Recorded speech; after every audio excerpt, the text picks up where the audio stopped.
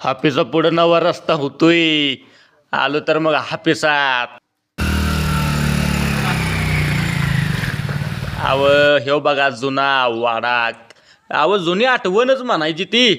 हे पोर बघा पार्सल घेतय, हे हळूच बघते वाजवतय, बघतय काय बघतय बघा आता. अल्ले का ही बघतोय होय, ही काय माझं रोजचं काम आहे. उन्हामुळं अहो सावली कुठं आया करायला लागतंय काहीतरी. मग घेतलं म्हणाव. अहो आता ह्यात पार्सलच गावं ना. मी किती हुडाकलो बघितलं तर त्याच्या खालीच होतं पार्सल, जवळच होतं, पण सगळं हुडाकलं. इथं आलो, लय वेळ थांबवलं मला आजोबांनी, इथं पैसे दिले नाही ते. कधी येईल तेव्हा करा आणि मला सांगा की आम्हाला नको आहे पार्सल, OTP देतो. एवढंच करा माझ्यासाठी. त्रास होता अहो लय. मी काय वाईट वाटून घेऊ नका तुम्ही. आता पावसाचं वातावरण झालंय त्यामुळे एकदमच गडबड उडाल्या. मगापर्यंत काय वाटलं नव्हतं पाऊस पडेल म्हणून. आता झाले वातावरण, आता काय होते कोणास ठाऊक. पावसाचं झाले वातावरण तरी मी आपण फोन करून जांभला आलोय.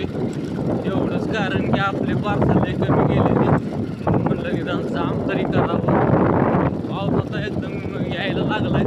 आता वाटतंय मी अडकून बसतो का काय या गावात.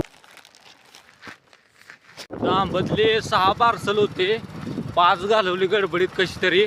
आता पाऊस यायला लागला या दोस्तांनो. पावसाचं वातावरण झालंय, वादळानं सगळे आंबे पडल्या तिथं.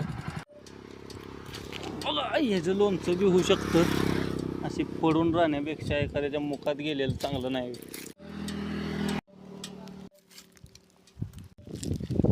साहेब दोस्तांनो, हे आपल्याला असं वाया घालवण्यापेक्षा ना मुखात गेलेलं कधी बी चांगलं.